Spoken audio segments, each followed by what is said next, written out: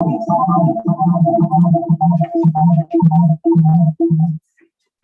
are starting the webinar now. Betu, over to you.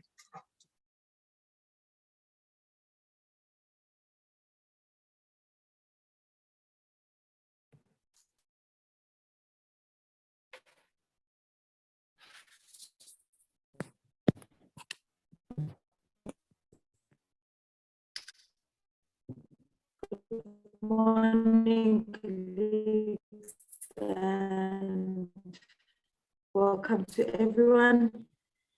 My name is Betusile Malibe from the Gauteng Department of Economic Development. I work under a unit called Sector and Industry, under which I oversee the furniture manufacturing program, as well as agro-processing. And today we have gathered, engaged with Proudly SA, as one of our partners in this particular program. So basically, as we all know, that currently globally, in the country, we're struggling with the pandemic. And with everything that has come with it, we know that it has affected the economy of the country, those years. So when we started the whole furniture manufacturing program, what we wanted to do was to try and support this particular sector, manufacturing sector's competitiveness within the country, and obviously having this outside. So our aim was to support this particular industry within this province and provide skills development for unemployed youth, as well as inexperienced SMEs, while also giving them an opportunity to undergo an incubation, as well as allowing them to get an opportunity to explore their creativity within a design space that we had supported them with.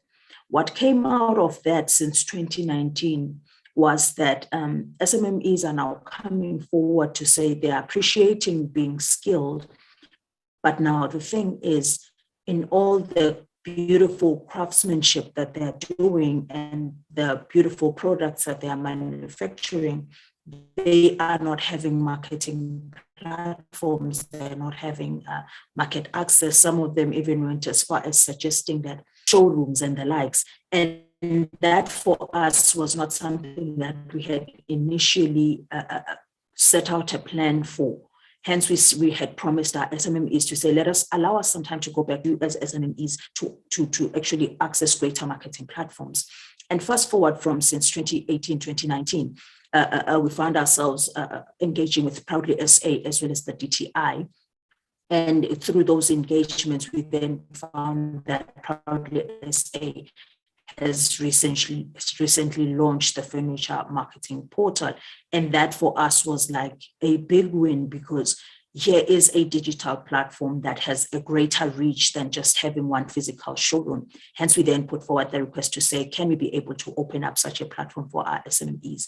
And with me saying all of this, it is just to give a brief background to say, this is not just something that we say, hey, everyone is doing a webinar these days with all this a virus that is going around. We're no longer sitting in meetings around the table. We're just gathering on digital platforms just to talk and talk and talk and talk. It's not about it being a talk show, but it is about us giving SMMEs the opportunity to get a full understanding of what are the benefits and how can they be able to access this digital platform where they can just show across the world what they're able to do, what they're able to achieve. And we're hoping that this will yield better results for them. So in a nutshell, this is me just saying, this is what we do.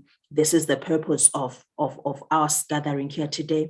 And obviously in this particular webinar, we are being hosted by the Proudly SA, which they are the guys that are leading the whole furniture marketing platform for SMMEs within the country. And obviously, we are going to hear from them. How do we begin to access such an opportunity? And how do we begin to make sure that it is useful to us and it can be able to benefit us and promote our work even further? And also in the platform, we are also joined by DTI, which is the Department of Trade, Industry and Competition. And they are obviously the national department that governs part of the sector, some of the sectors that we have within the country. And they are the ones that are developing our policies and obviously giving us our guiding tools in terms of how to begin to trade, not only within the country as well as outside, and what other opportunities are there and how can we begin to access those and help us. How do we begin to now partner with them and be assisted to scale as SMMEs in the province? And I'm hoping that within this webinar, we're going to be able to engage further.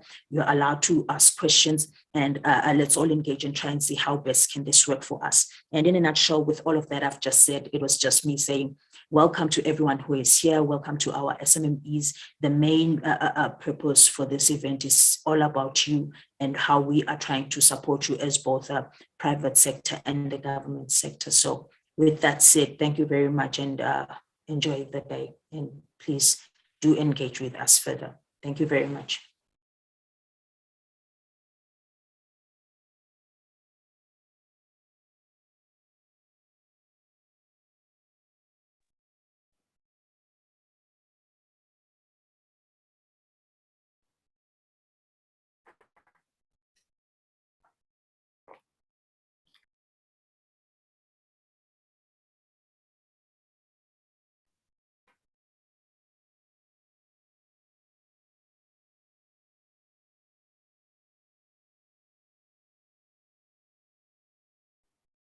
So colleagues, can we continue with our program? I believe next on our program, we're going to get a presentation from Ms. Tulufelo from the DTIC. Okay, good morning, everyone. Thanks for your time to join the session and hear about what we're doing for the industry and part of the programs that as the DTIC we are involved in. I have a presentation that I'm gonna take you through, which basically touches on the furniture industry master plan that the DTIC is the custodian of. And we collectively with the industry, labor and other key stakeholders in the industry are involved in. And we are also inviting you to also participate and be part of the initiative and the consequent implementation plan that will derive from the process. I'm going to share my screen now and go through the presentation.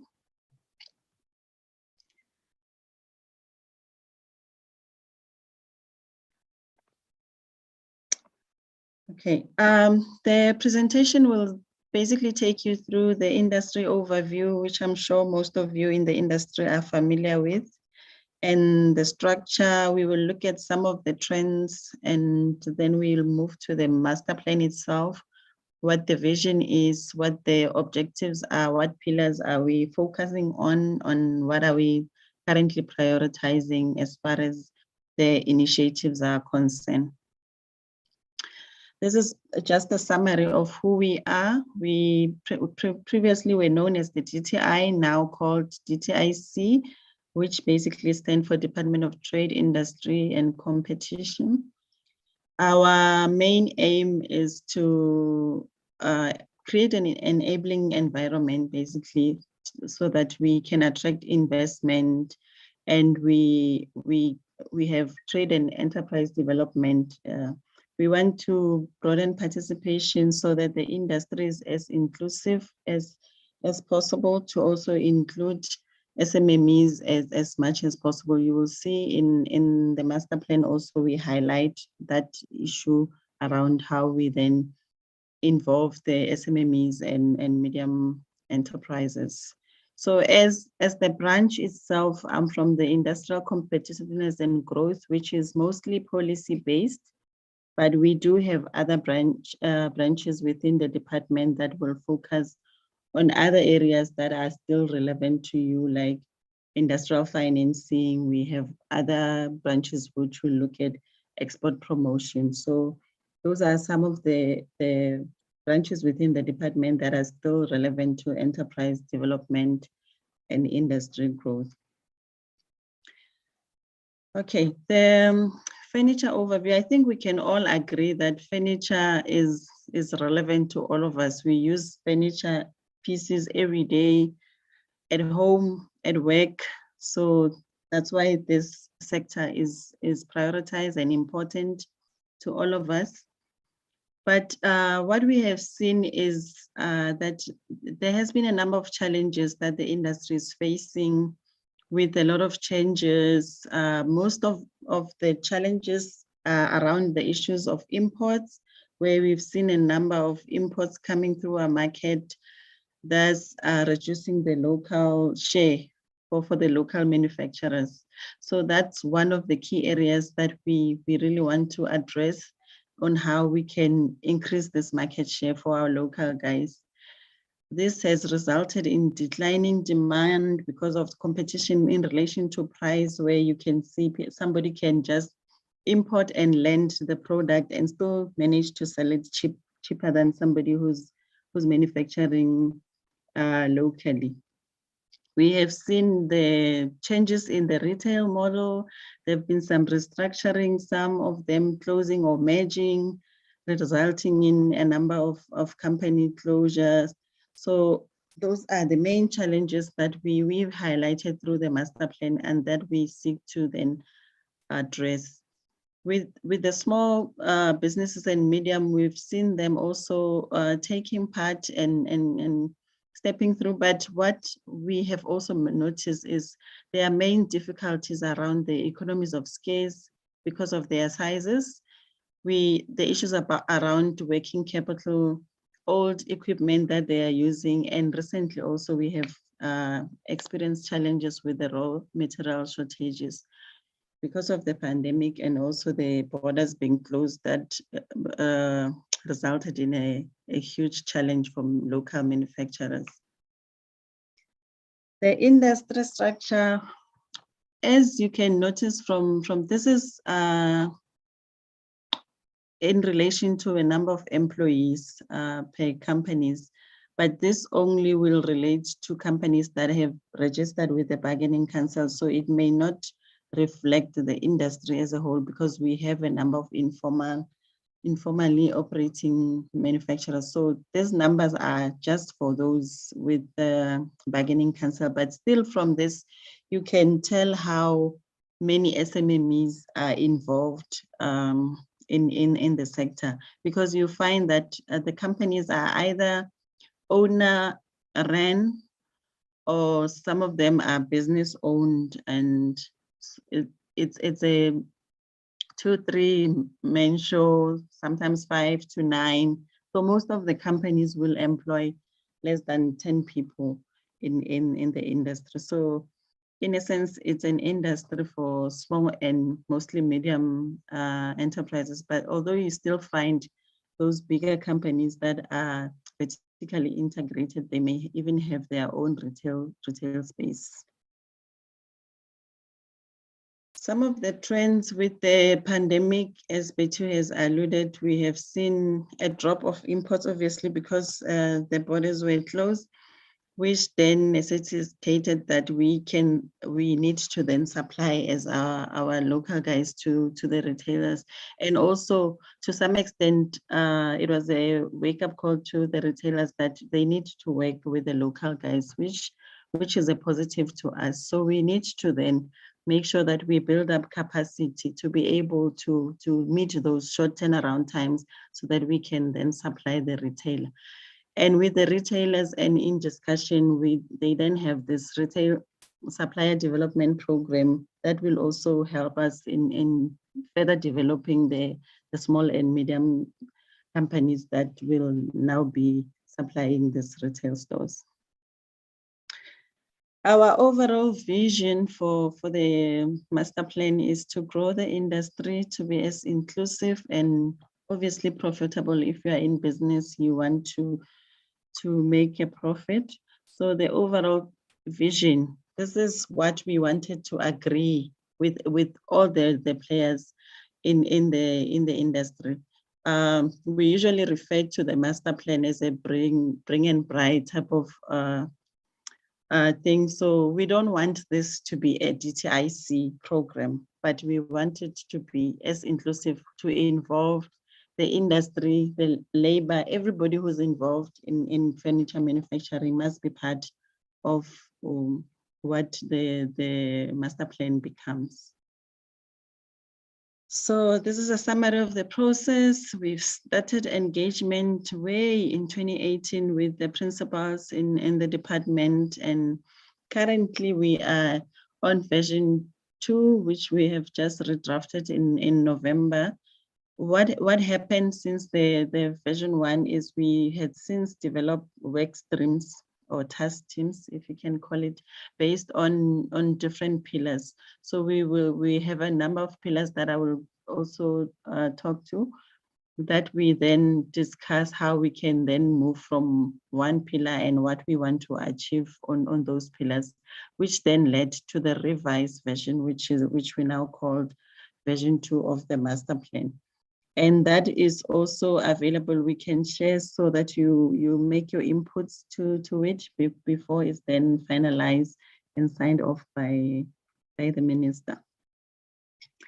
So in the short term, those are what we wanted to achieve on how best we can protect what is currently existing, try and retain the jobs that we have.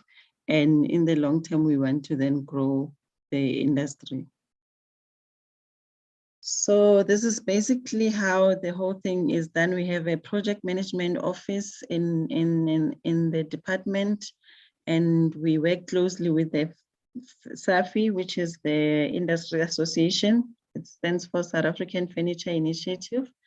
So every work that we do, we work with the association, which is our link to the industry, to you as manufacturers, and also to labor, which also sits in their board. So we really urge you to be part of this association so that you are then in tune and know what's happening and what the department is also doing. Okay, this is a summary of what the pillars are. We initially had 8, but now we've reduced them to 7. We have since merged the number 7 with the first pillar because they speak to the same thing. But then I will go over them one by one in the next slide. For the first pillar, what we're really talking about there is creating demand for local product. How can we then do that for our local manufacturers? We've been engaging with the retailers, as I've mentioned before, for them to source locally from our manufacturers, and then we want to come up with ways what will be more profitable for them to do, and how do we then assist the local companies to be in a position to supply the retailers. We also look at government procurement. If you know, the furniture is one of the designated sector for local procurement. What that basically means is that the government and state-owned enterprises need to buy all the furniture that they need from local manufacturers. We have 3 categories now designated, which is school, office furniture, base and mattress, that are designated for local procurement.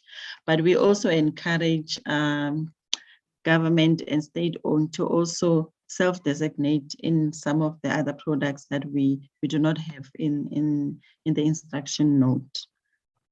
And we also working with Proudly SA, the portal, which will be presented after my presentation. And I've also spoke about the industry association. They also have a directory. So this then puts you in a position where people know about you and your products, and they can then easily access your products.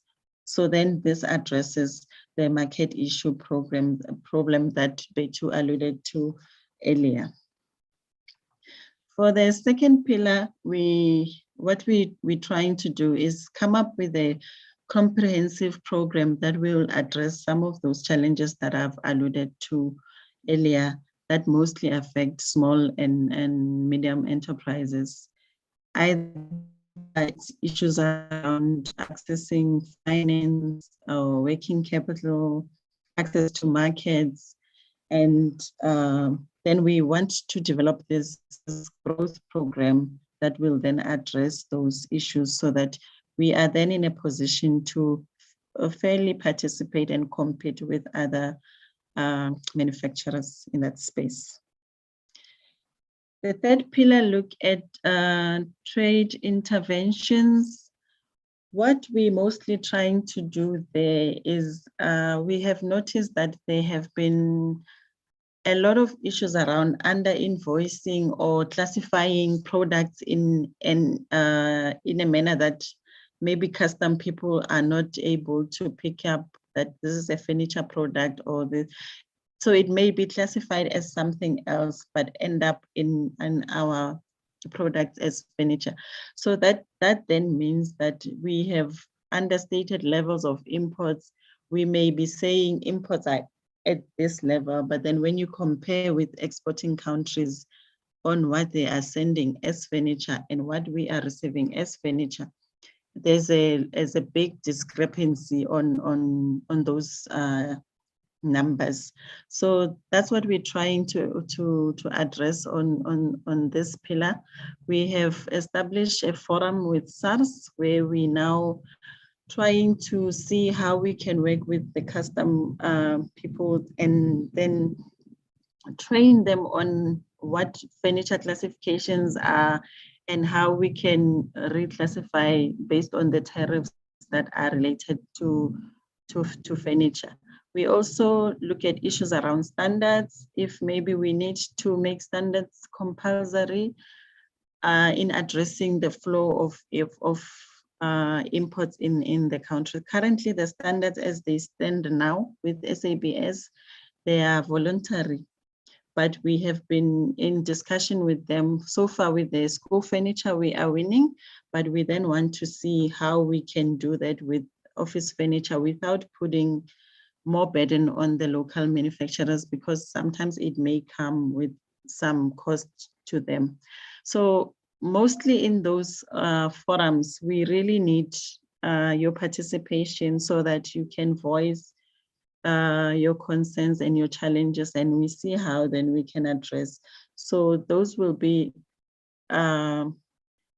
reflective of the issues of the industry, but we need your participation in such forums so that you can then advise, because in most cases you'll find it's this bigger enterprises that participate and the smaller guys are not there, and then their voice is then not heard.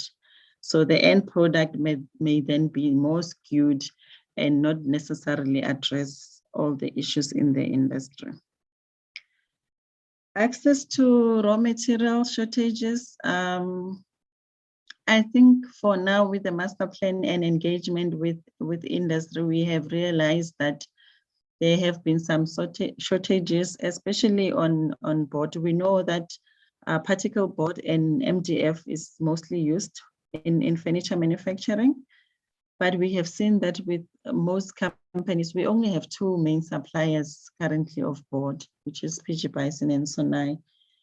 But we have seen that they have now moved to more value-added boards, and they don't necessarily supply as much raw board as before, which is what most companies seem to prefer buying.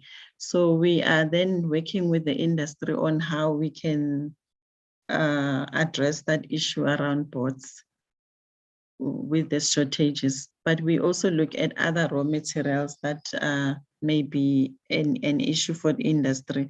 For instance, where we may need to look at rebates in situations where we have inputs that the manufacturers need and we cannot source them locally. Then we look at other trade remedies that we can work with ITEC.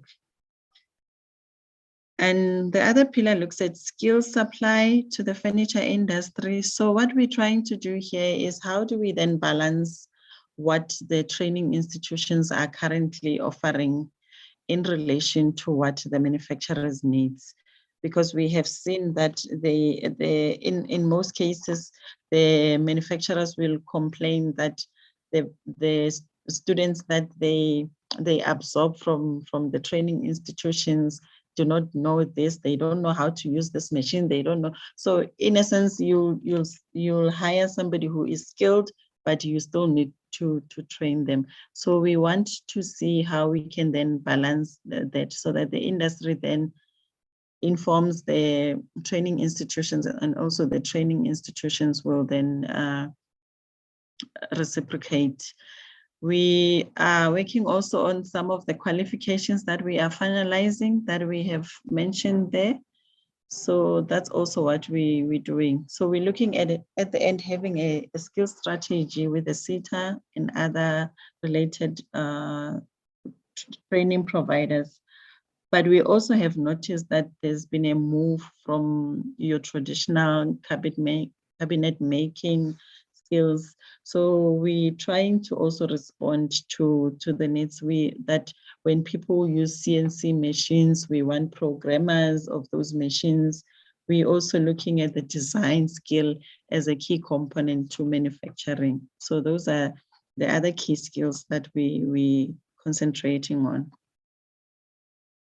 The last two pillars is more about strengthening the institutions that support the industry, like your industry association and transformation. On that one, the issue of compliance also come to mind where manufacturers are concerned, especially the small guys, where we've discussed issues like you'll find that a company needs to be part of the association, they need to be part of the bargaining council, they need to be part of this. So then we're working with SAFI on how we can reorganize these institutions that support the industry so that the manufacturers doesn't have to have this huge burden. So they have trying to reorganize themselves in different chambers, what they call chambers within the association, to better respond to the needs and challenges of the industry. And the last one speaks to transformation. We still in talks with industry on how we can ensure that the industry is as inclusive as possible. So in a nutshell, those are the pillars that the master plan looks at and talks to. So we do have work streams for each of these pillars where we meet and discuss and come up with implementation plan. And we really urge companies to participate mostly through the association, because we cannot have everybody in this work streams, but through the association, you can make sure that your voice is heard and your inputs are taken into consideration in the work that is taken care of under these work streams. So my last slide is mostly on the summary of some of these disruptions and what opportunities are still there. I have highlighted the key opportunities where we see we are now in a better position maybe to try and see how we can replace some of those imports, and seeing that there is a strong demand for our products. We also looking at exploring other markets. Through the branches that I have mentioned, we have a number of pavilions that the department participate in. And through that section of the department, they do export readiness programs where they can make sure that your company becomes ready to participate in those markets, and then you can then identify it from those pavilions that they participate in markets that you are interested in. We do have other support measures on you participating in such pavilions and in those markets. Of course, for the past 2 years, it has been quiet with the restrictions. We couldn't travel and participate in those pavilions, but those are some of the initiatives that the department as a whole has and that we can facilitate as the sector desk for companies to clearly participate in. So that's the master plan in a nutshell. But what we're saying is this should be a joint program, and it should not be seen as a DTIC program. So bring and buy, bring your share, and then let's all come together and have a joint implementation plan that will grow the industry and ensure that we then get and create employment as our ultimate goal as the department. Thank you.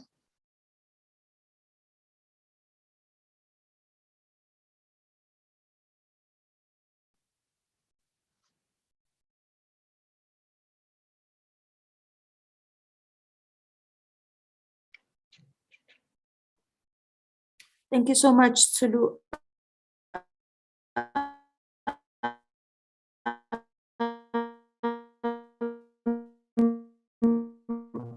I'm seeing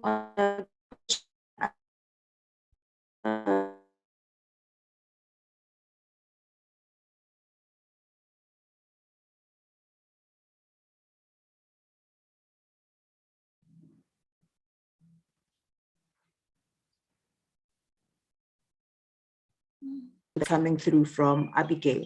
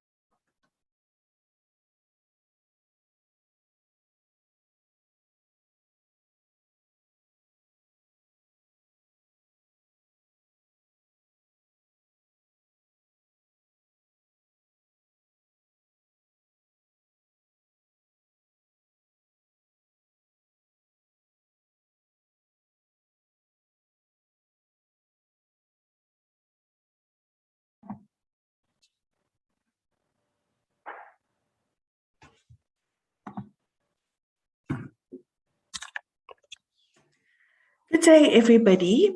I am Alicia Logan, and I head up the membership department at Proudly South African. Today, I will be taking you through the Proudly South African member benefits with a specific focus on access to market. Proudly South African has a multitude of benefits that we offer our members. At the top level, the logo is the denoted, well, the trademark that we share with our members, to use on their various marketing and business, platforms. But it does not end with us sharing our logo with you. We walk, a journey with our members across SMMEs right up to our diamond members. We walk a journey with our members in terms of them accessing markets.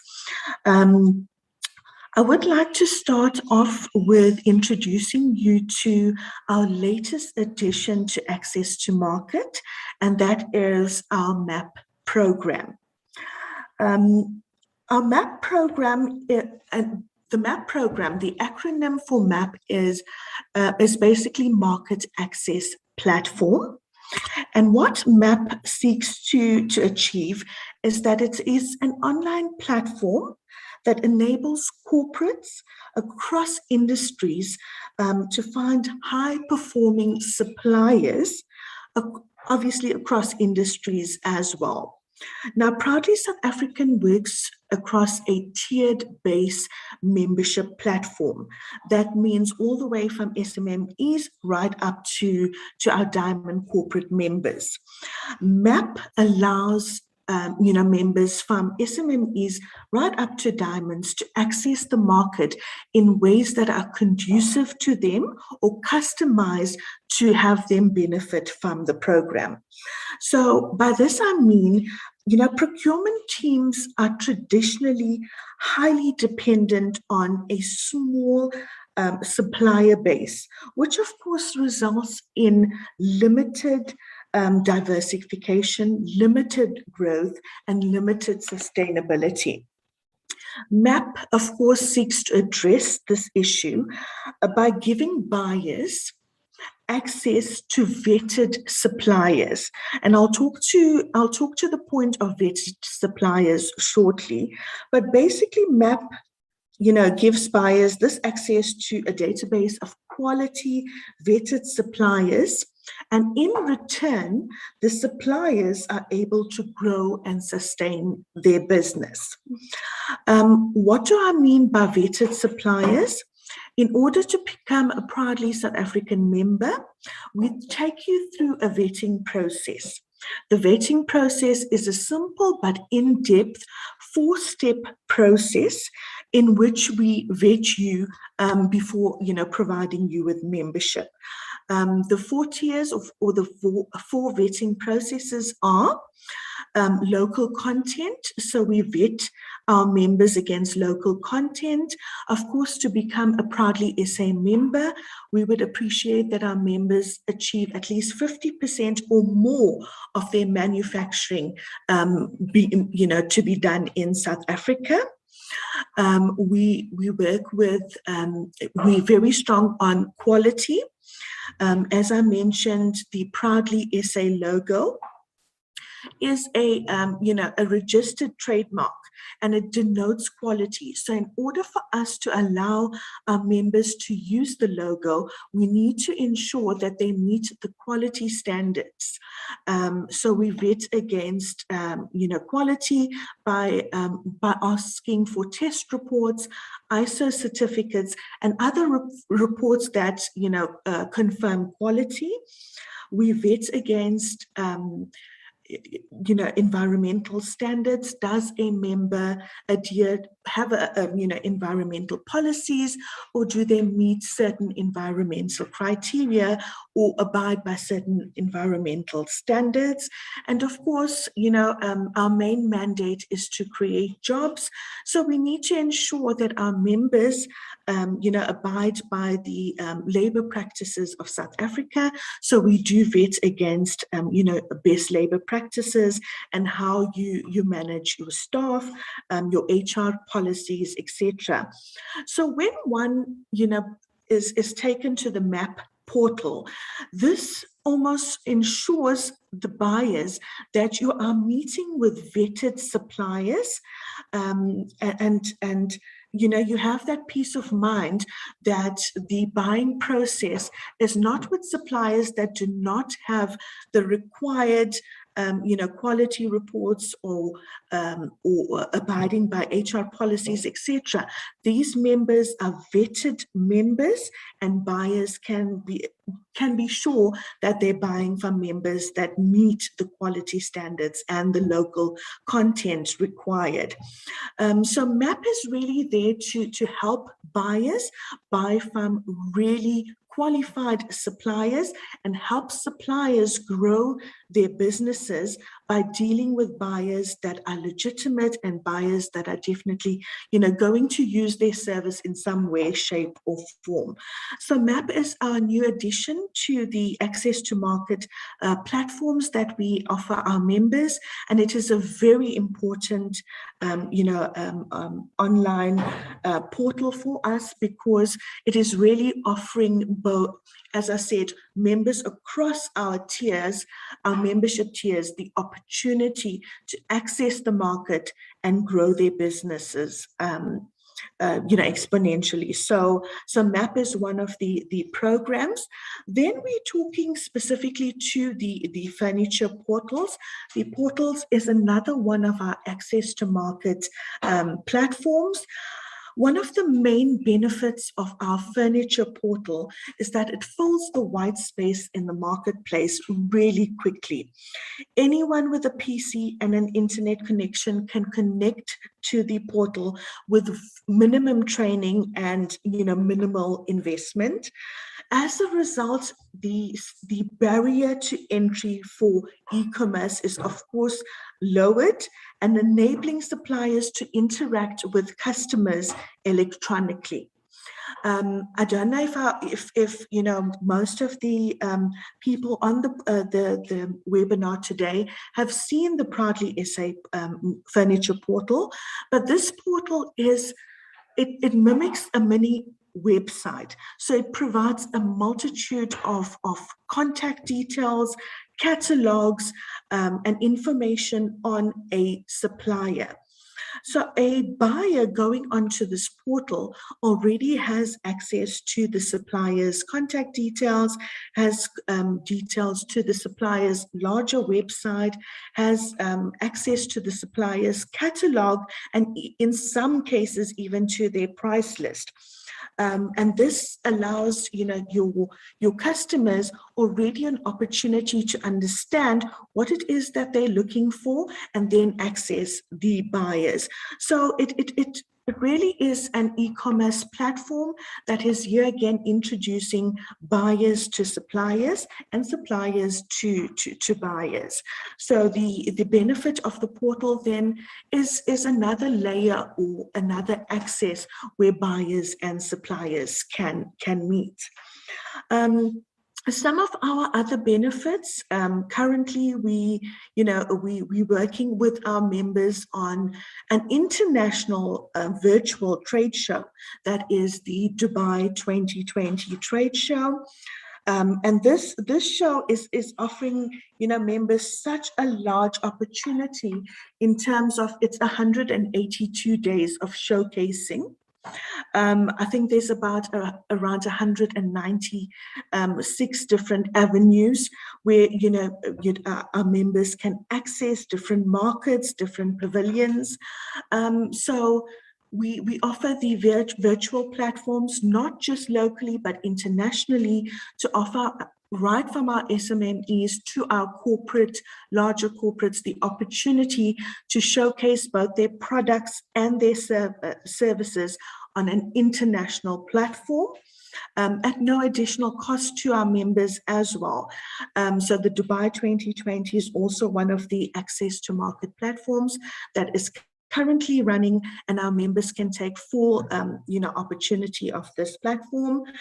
We then also have the Buy Local Summit and exhibition that happens once a year. Year two, also an opportunity for buyers to meet suppliers and vice versa. Most often, it's a hybrid, so a virtual conference, virtual exhibition of products and services across our membership base. So here again, another access to market platform. And of course, we have the tender monitoring system, which offers our members first-hand access to tenders. So that by this I mean, there are tender boards where members or companies as holistically go and try to access tenders that are beneficial to them, and they scroll these boards, through multiple tenders to get to one tender that is beneficial to them. With the tender monitoring system, there's no sifting through, multiple tenders or hundreds of tenders in a day, because we have dedicated consultants that sift through the tenders, look at the sectors that you play in as a member, and email these tenders through to you for you to look at whether you would like to, apply for the tender or not. So it's actually first-hand access to specific tenders related to your sector and related to what it is that you do as a member. So this too is a very important access, because it sort of bridges that gap and ensures that our members get closer and closer to working with the public sector via first-hand access to tenders. So these are, in a nutshell, some of the access to market opportunities that we offer our members. It is not limited to just MAP, tender monitoring systems, Dubai 2020 and other virtual conferences and exhibitions. As we go along the year, we do, B2B introductions, and we do other webinars and business-specific, introductions and webinars that can assist our members. We do this throughout the year, and as I said, they're sector-specific, and we share these informations with our members. Our marketing department shares it with our members to let them know of, sector-specific webinars, sector-specific portals that we're opening up, other virtual exhibitions and summits that we are participating in throughout the year. This is shared with our members, and this offers our members a more customized approach to accessing the markets that they wish to access. And of course, there's a membership department. As I mentioned, we have consultants in that department that can assist you on an ongoing basis on how to further customize your sector-specific benefits, and assist you, as our members with, getting onto our portals, getting onto our MAP program, participating in our events or exhibitions, participating in webinars like the one we're doing today. So there are consultants that can assist you to do that. And of course, we communicate this to you throughout the year as we go about our events and processes. If you have any questions, I'm happy, or need more information on how to get onto our portals, specifically our furniture portals, how to gain access to MAP, how to gain access to entry into the Dubai 2020 show, or how to be listed on RSA Made, you are most welcome to let me know. You can ask, here in the Q&A.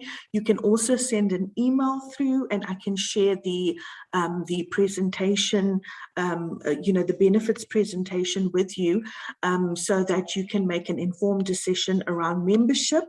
And of course, you can also get in contact with me to go through the membership process.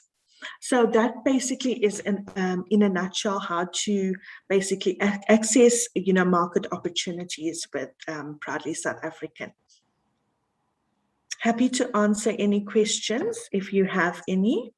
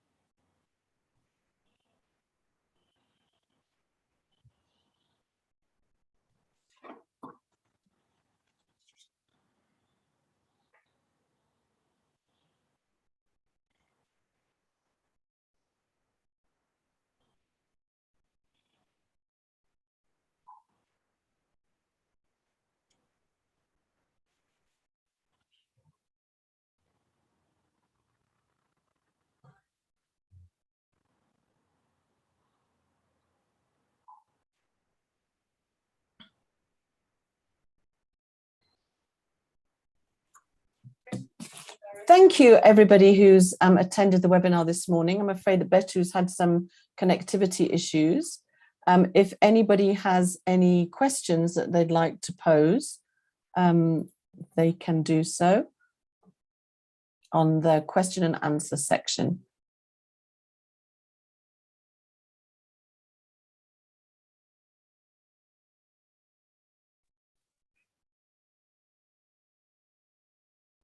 Hello?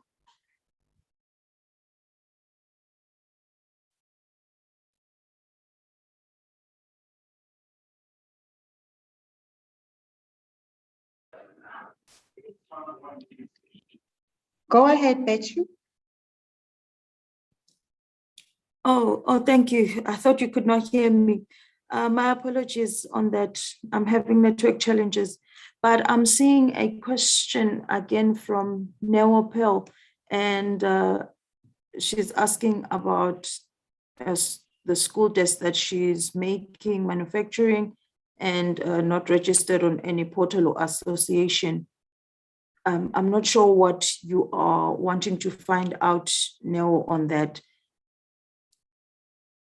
Do you want to know if you are eligible to register on the portal, or you want to affiliate with an association? Your questions are really not clear for us to be able to answer you correctly.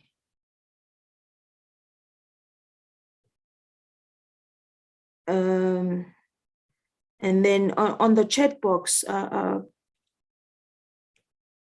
don't know, does Proudly SA have a mailing list where you share information about webinars, or is it that strictly for Proudly SA memberships? Because Pumla Vilagazi's question is also not clear whether it's directed to Proudly SA or ourselves, DTIC or provincial government. Thank you.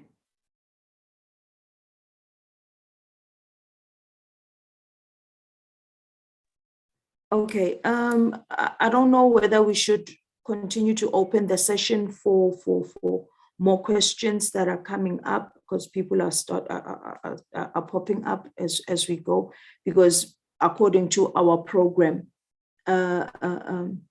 presentation from Proudly SA was the last one. Maybe what I could do is also share my email address and contact details so that it's easy for SMMEs and candidates that are on this particular platform to reach out to us.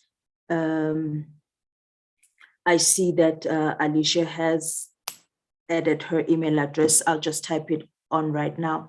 And on that note, I'd like to say thank you very much to our hosts and DTIC for really presenting and giving information in terms of what you guys are working on and how does that intend to assist SMMEs that really are the people that we're trying to provide assistance and support to within this particular sector. And thank you very much again to all the SMMEs that have participated. And as I'm making closing remarks, I'm seeing more and more questions are coming forward. There's a question from Richard. Anyone want to know, okay, more about school furniture, he or she can contact me. Okay, Richard is sharing his information in terms of school furniture. And I would like to know if there is a need to register with the Bargaining Council and Proudly SA, and how best would it help my company.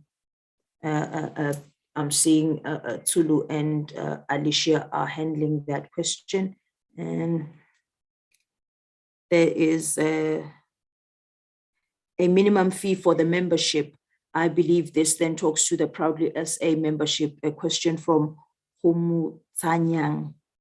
Sorry if I'm butchering your name.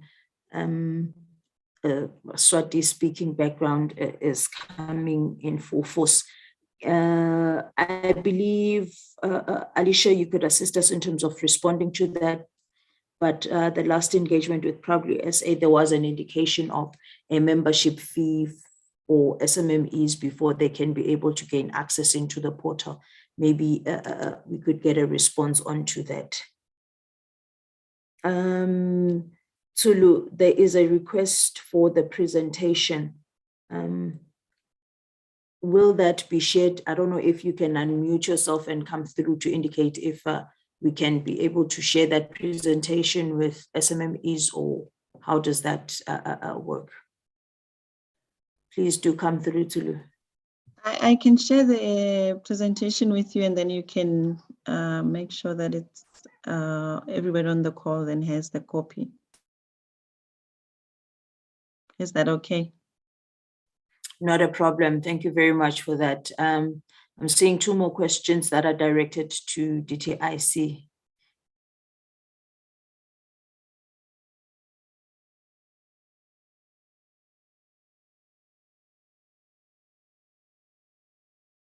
Yeah, and the third question from Bumelelo as well, it's a question around the master plan. On this one, at this point in time, I'd like to get advice from Proudly SA. How do we then, what is the best option that we need to do? Do we keep engaging, or do we just send our details through so that SMMEs could continue to communicate with us from that end? Oh, I'm seeing that some of you can't hear me. So, can I respond to the incubation one? For furniture incubation, the incubation is currently provided by Fentech. Fentech has a number of centers across the country. The one in Gauteng is currently located in Roodepoort. We can give contact details of Michael Reddy there, and then maybe get more information on how the incubation program runs. But you also have the information, since you're working closely with Fentech, and maybe we can share that as well.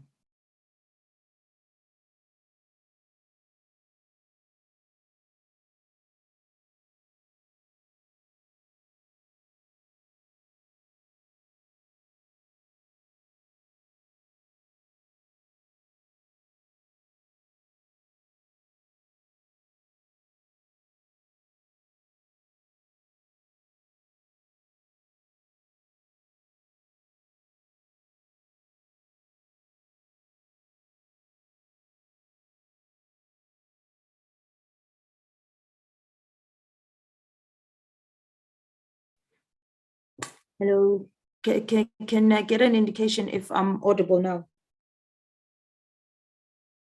Yes, you are. Oh, okay. Thank you very much, colleagues. I've just shared my email address on the chat box. I'm expecting to get more emails from you with questions, and obviously clarity seeking and further engagement. And I'll make sure that we also share the presentation that will be coming through from the DTIC. And on that note, thank you very much for your participation in this webinar. And thanks again to Proudly SA for hosting us, and Tulu, the information that you've just shared with us. We truly appreciate it.